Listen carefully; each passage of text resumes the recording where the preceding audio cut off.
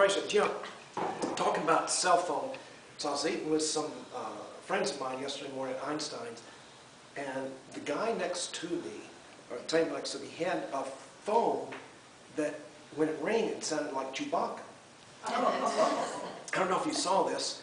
This is a true story. So this girl broke up with this guy, and to get back at her, he posted her phone number, and he said, "Hey, a friend of mine thinks he's got a really good Chewbacca imitation, so call up and leave your Chewbacca imitation." Oh, I thought it was real funny. So every hour for days and weeks on end, people are going and just hanging up. I didn't say it was that funny, but cross out the Chewbacca joke. They didn't like it. I really did write Chewbacca. Rosie, thank you for the meditation. Seriously, that was very good, very visual. I'm going to see how honest you are. How many natural-born skeptics do we have here? I can't be the only one. I'm talking up here. So, right, so yeah, I'm a natural-born skeptic.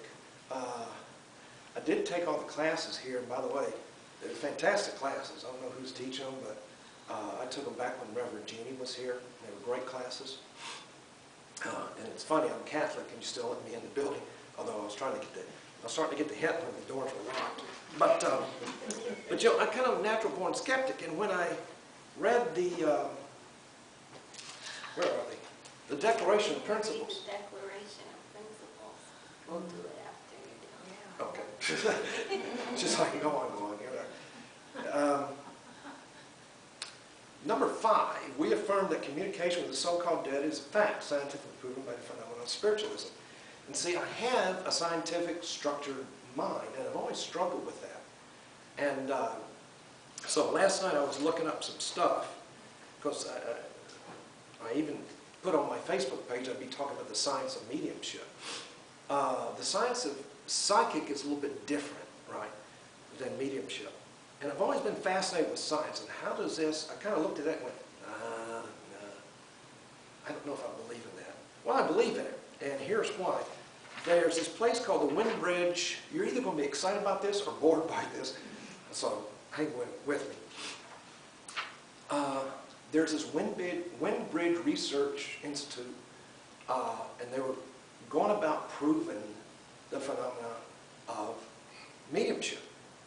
And one scientist said, you can't watch football with hockey rules, with baseball players on a soccer field, and say that you have disproved the essence and the existence of football. In other words, they're saying every time there's a test to prove mediumship, let's face it, it's skewered to where you're not going to be able to prove it, right? I remember, if you're familiar with Teresa Caputo, Long Island medium, very good, I've seen her twice.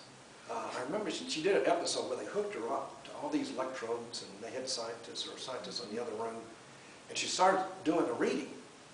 And basically he says, I don't know where you go, but you're going somewhere. That's not with my findings. So they did all these test groups, and they proved 30% of people who have lost a loved one at some point in their life experience, you know, a close moment. Whether it's a dream, whether it's a smell, whether it's something. 80% of those experience it within the first year of the passing of the loved one. So that's got to mean something. My God, I'm a third away from this talk. Got a lot of time for readings or messages. They tested 3 groups. They're fascinated by 3 groups. Those who experience near-death experiences, children who can recall in amazing detail past lives, and mediumship. And they've come to the conclusion. And, you know, if you think about the soul and consciousness, and I'm not going to go too deep because I'm not a really deep guy, but those are the things that science really can't put their arms around, you know. You can create artificial intelligence. It's really difficult to create a soul or create consciousness. They've come to the point where they say, conclusion where they say, consciousness isn't within the brain, it's outside, and it lives on forever. In fact, it continues to grow and heal and move forward, which proves mediumship, right? Bless you. Sorry, I'm Catholic, you can't tell.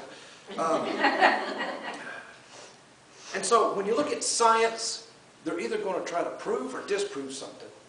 And I was given a group reading. I do a number of group readings, but this one was, we thought it was going to be a big event.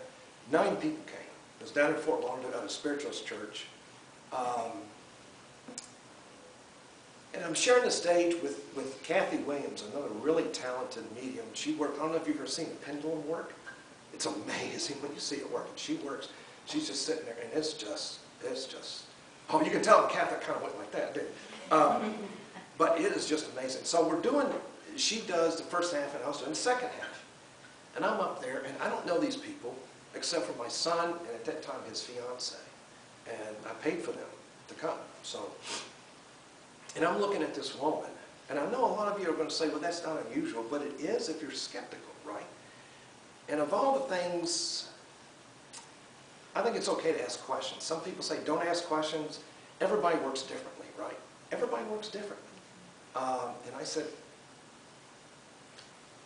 do you have a deficiency? Do you have a B12 deficiency? Now, how many vitamins and minerals are out there? And I don't know this lady, and she just, yeah, I do have a deficiency in B12. I wouldn't know that. 3 or 4 mediums. John Rogers is one. My very first reading I ever had was from a lady named Linda out of Casadega. That was back in 2012. So I really didn't start doing messages till a couple of years later, 2014, which means it's never too late to discover your gifts. I'm 67. I know I don't look it, but I am 67. That normally gets a big laugh. Normally people go, yeah, no, you don't look 67. You're 77. That's not where I was going with that.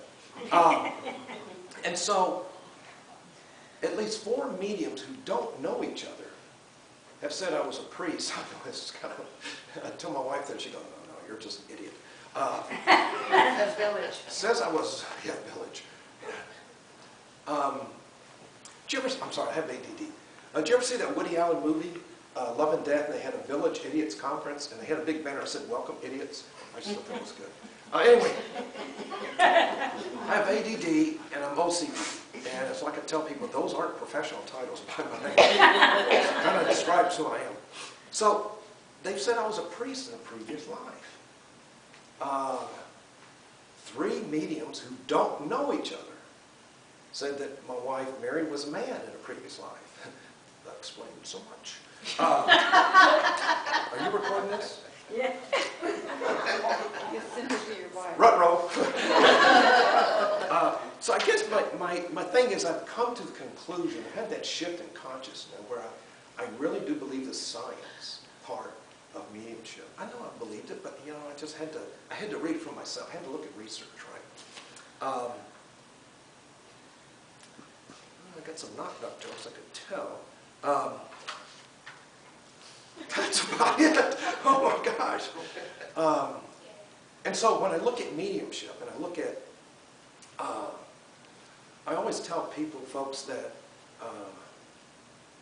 I'm not here to convert, because I did have a radio show. And on 96.5, news, weather, traffic, I didn't say news, weather, traffic a lot. They sense they're a Hispanic station now, and I think you can tell I don't speak Spanish, I'm not Hispanic. And it so happened I had to go to the hospital 2 months later. And as some of you know, I had an 8-month stay, a staycation at a so-called Florida South. It's called Advent Health, because I had two transplants, a heart and kidney. And I just did that for sympathy reasons, just so they go, oh. 1, 2, 3. Oh. Nice. Nice. I hope my kids never watch this again. And so, where was I? Oh yeah, I know where it was. And so, but I tell people I'm not here to coerce, convince, or convert anybody to how I feel or how I believe. Hopefully, I'm here to offer through spirit. Because I tell people, listen, it's really the energy of the person across from me and the spirit realm, the energy of the spirit realm, whether it's a loved one, whether it's clairvoyant, which appears to be my main gift. That's why a lot of times when I do messages, you may get more of a clairvoyant message as opposed to mediumship. I'll do my best.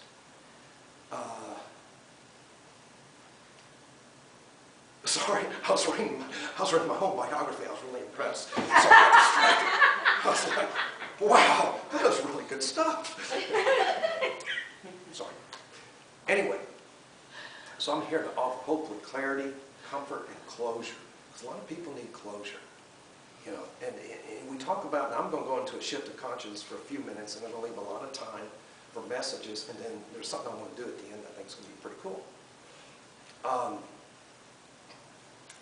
I don't know if you're like me, but do you ever feel like you're being left behind constantly by things that are going on in the world? You know, people say, Jerry, did you feel that shift of consciousness? I go, oh yeah, I felt it. I'm like, I don't know what you're talking about. And then I started looking at, seriously folks, books like this, like mine, with Mind, Body, and Spirit, whatever, years ago they were under the occult section of a bookstore, right? Because there was just a lot of misinformation, no education. And then they got moved up into New Age, which basically everything's swept into New Age. Now I think if you go to Barnes & Noble, they had my first book and didn't sell a single dollar copy of it, but they had my first book, and now it's Self-Transformation, which I think really, really hits the nail on the head of what we're all trying to do. And I love that. And so the shift in conscience, here I want to talk about shift in conscience. I spent 8 months in the hospital. They had, you know, at one point, because I was in a coma for a while, first couple of months, or close to a couple of months, in and out of the coma. And then I started doing messages to people there in the hospital. And my wife said at one point they were lined up outside the door. I don't remember that because I don't remember a lot. But then they started this. It's a great story. There's two great stories of me being in the hospital. Neither one of them's true, but they're just great stories. They said, yeah, Jerry saw a woman who died in that room, and he talked with her, and she was walking around. No, it's a great story, not true. I told a doctor there he wanted a message. He checked me out online, YouTube. There's some things I've done here, and also there's a radio show I did for like 6 months. And so he has to do, if you're familiar with biopsies, right? I had to have several biopsies of the heart. I still have to have them. And he leans forward to do a biopsy. And they give you the medicine that sends you into La La Land. I really wish I could have all that stuff. It's really good stuff. And so he's leaning forward going, you were right, you know. And I said, what? About why? He said, I'm going to Kansas City to be the head of cardiology.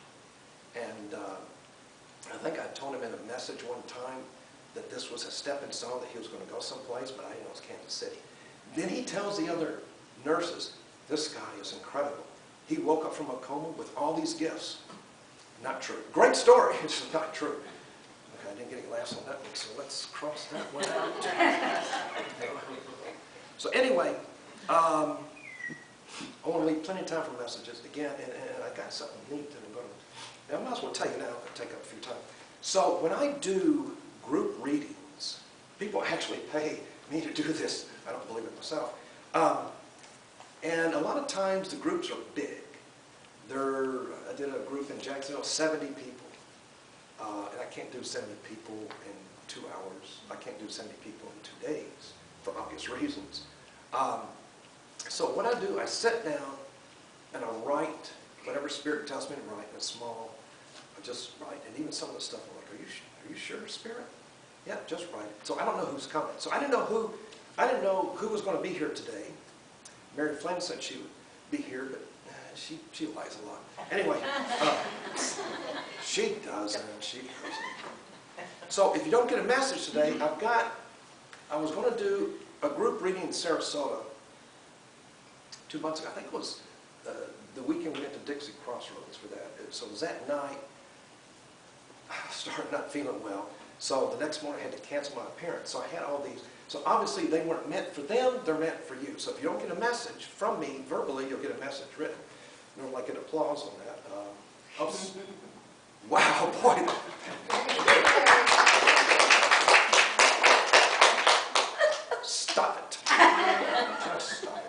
So, what's amazing is, seriously folks, as I write this stuff, I don't know who's coming. And I'm like, this makes no sense to me. And Spirit goes, well, it's not supposed to make sense to you. And people open and go, oh my God, how did you know? And I go, well, I did. So another funny little story before I turn it back over to Ned.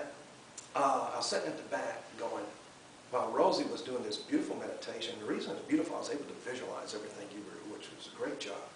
You really have a gift for meditation, I want to tell you. So I was at the back and I said, I need to be working on my talk. And Spirit goes, Jerry, what you wrote down doesn't make sense, so it doesn't make any difference.